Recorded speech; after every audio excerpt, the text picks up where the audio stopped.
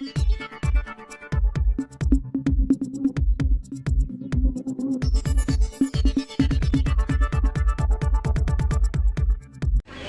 शहरामध्ये आहोत। मी सन्मान्य भाजपचे जुने कार्यकर्ते विजयजी केनवडेकर यांच्या घराच्या खाली उभा आहे। आत्ताच तुमच्या सगळ्या कॅमेरामध्ये कैद झालं असेल की त्यांच्या घरामध्ये 20-25 लाखाची म्हणजे 20-25 लाख असलेली एक बॅग मिळाली पैशाची। त्याच्यामध्ये साधारण मला वाटतं बघून 20 ते 25 लाख रुपये असावे। हे विजय केनवडेकर यांच्या घरी हे पैसे काय करत आहेत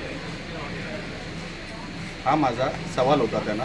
त्याचं काही ते उत्तर देऊ शकले नाही। ते म्हणतात मी बिल्डर आहे, कोणी पैसे दिले असतील, सेलचे पैसे ते आता त्यांना सगळं यंत्रणेला सांगावं लागेल, निवडणूक आयोगाला सांगावं लागेल। मी हेच कालपासून किंवा अनेक दिवसांपासून म्हणतोय। काल रवींद्र चव्हाण साहेब मालवणमध्ये येऊन गेले आणि कालपासून वेगाने ही सगळी पद्धत पैशाची सुरू झाली।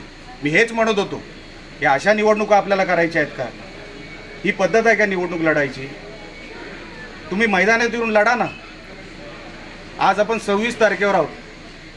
26 तारखेला एका घरामध्ये माझा आरोप अधिकाऱ्यांना पण आहे की हे काही एकच बॅग नाही आहे, त्या घरात अजून बॅग आहे, त्या शोधून काढाव्यात, निवडणूक अधिकाऱ्यांनी शोधून काढाव्यात आणि योग्य ती कारवाई ती करणार किंवा त्यांनी करावी।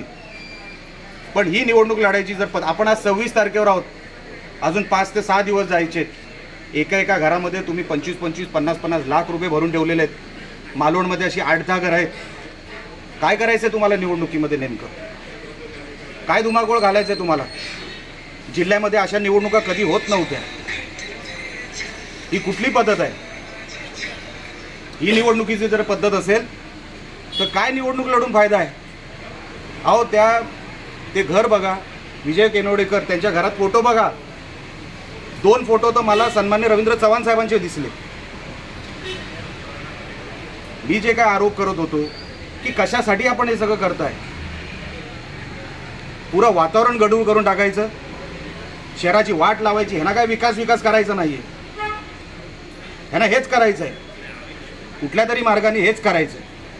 म्हणून माझी विनंती निवडणूक आयोगाच्या अधिकाऱ्यांना पण होती।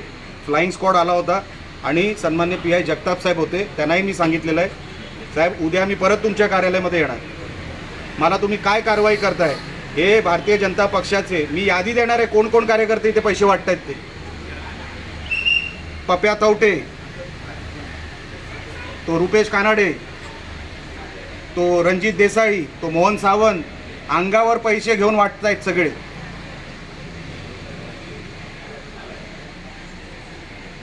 अशा निवडणुका अजून 5 दिवस जायचे आहेत। विचार करा, हे आत्ता बॅगा आलेल्या आहेत, या रोज यांच्याकडे बॅगा पोचवायची एक यंत्रणा तयार आहे। रोज जर बॅगा यायला लागल्या आणि असे पैसे जर वाटप व्हायला लागले, कशासाठी पाहिजे तुम्हाला? हे जिंकल्यानंतर हे जिंकणार नाहीत, पण जरी जिंकले तर हे काय लोकांची सेवा करायला नाही जाणार आहे तिकडे।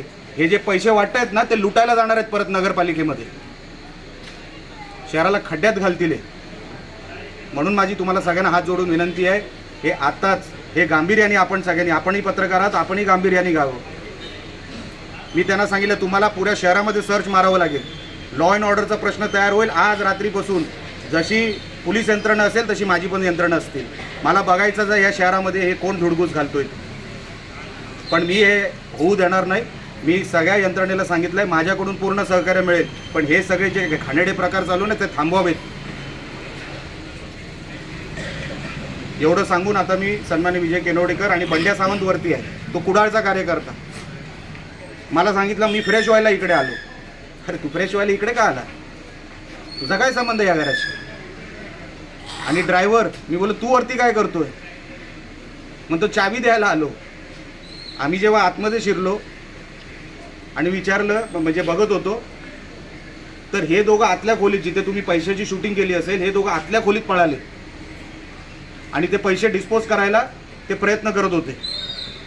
त्यांना माहीत नाही मी तयारीने आलो होतो, खालपर्यंत इकडे सगळी तयारीने होतो। ते पळायचे सगळे मार्ग बंद होते।